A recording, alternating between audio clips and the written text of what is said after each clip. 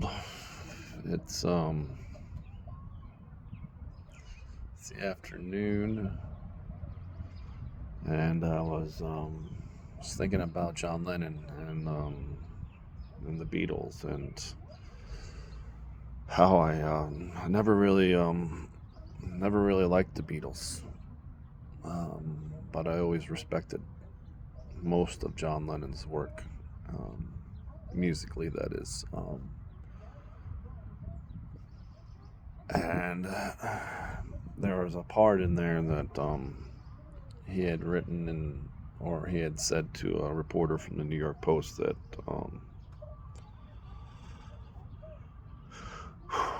that the Beatles were more famous than Jesus. And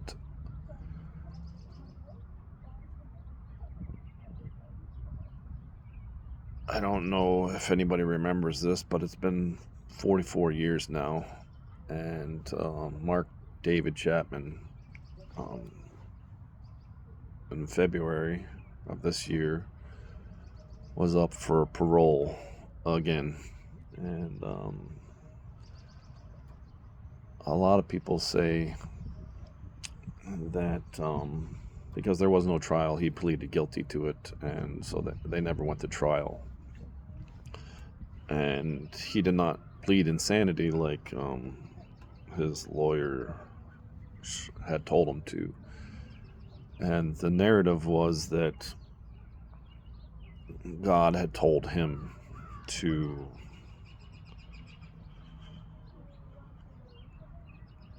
basically murder John Lennon. But if you go back to, they actually supposedly hypnotized him and recorded it. And he said himself that there was two people inside of him telling him to. There was a big man inside of him telling him not to do it, and there was a little man inside of him telling him to do it, so he could become eternally famous for having murdered John Lennon. But he said they were demons, and eventually the little demon overcame the big man. The little demon overcame the big man who was telling him not to. And that the only reason that he did not claim insanity and just pleaded guilty to second-degree murder was because God came to him and told him to confess his sins and tell them why he did it. And he also said that he didn't want to go to a mental institution or a mental prison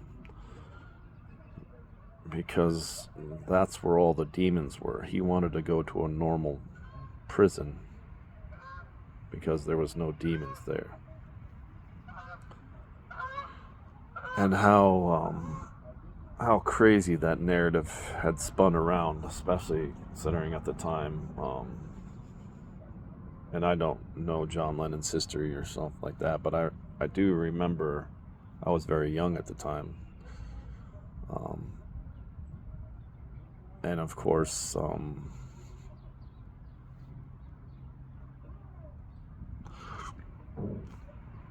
when he split from the Beatles and started his own journey in music and self-awakening,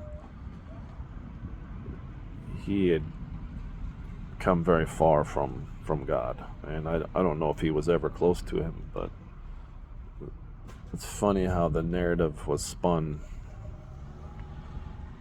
and there was never a trial for it, but everybody assumed somebody that had always talked about peace and love and music, the Woodstock Dream,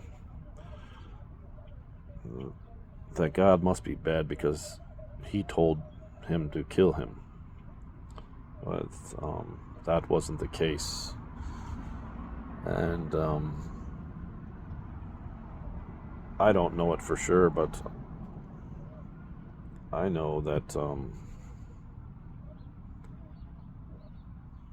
the fact that he went to prison and is still in prison instead of a mental institution, because he had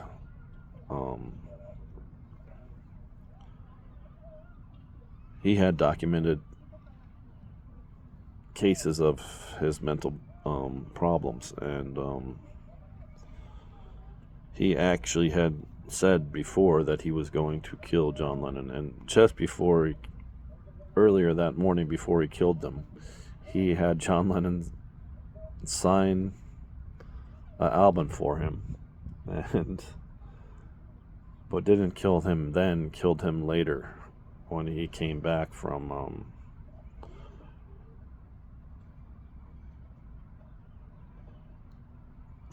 the music studio, trying to make his wife Yoko Ono's debut album, I think it was, or at least one of her debut songs. And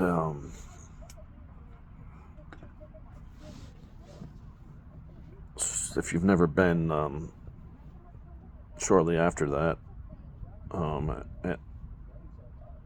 they in New York City, Mayor Koch and Yoko Ono had a part of Central Park, basically from where she had lived for a very long time, and I'm not sure still lives, but overlooking that part of the park. And the last time I was there with my kids and my nephew and my ex-wife was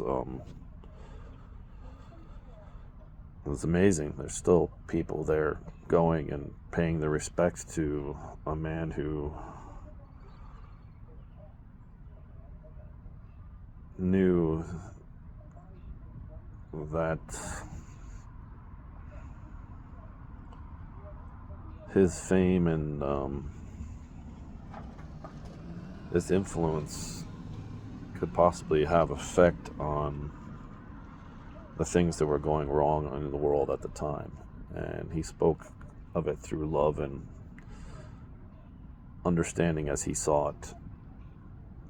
But it wasn't God that killed him. It was it was that man. And I just wanted to say rest in peace, John Lennon. I've always appreciated your music, and one of my favorite songs of yours is, and it's not just yours. I think you wrote it when you were with the Beatles, but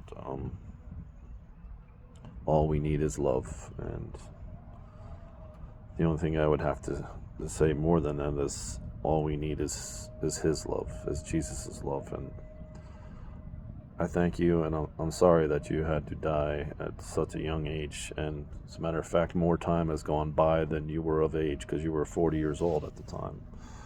And it's been 44 years since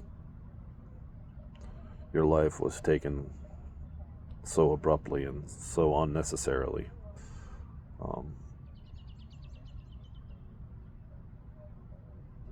If your God or anything like that is telling you that you are better than anybody else and that you need to take their life,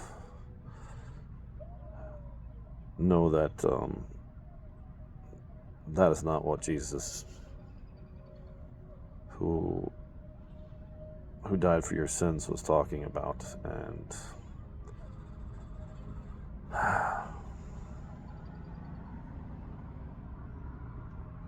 just a little bit of understanding and the thought and the the knowledge that he loves you always, no matter what. Um, Whether you're the nicest person in the world or whether you're the evilest person in the world, he still loves you. Um, you just have to realize that he loves you and try to love yourself. And that's not an easy thing when the demons are knocking on your doorstep all the time and everywhere you turn. But it doesn't mean you can't live a good life. So, rest in peace, John Lennon. You are missed. May God bless us all. Have a good day. One love, one race under him. That's the human race for all you non-believers out there. Have a good day.